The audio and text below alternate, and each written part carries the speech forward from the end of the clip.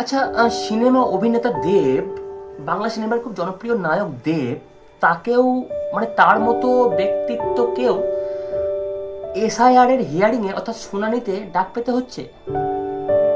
ব্যাপারটা খুব অদ্ভুত লাগছে না?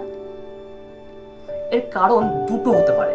হয় দেব এসআইআর এর ফর্ম ঠিকঠাক ফিল আপ করেনি অথবা ফিল আপ করতে পারেনি, এই একটা কারণ, তাহলে তো ডাক পেতেই হবে।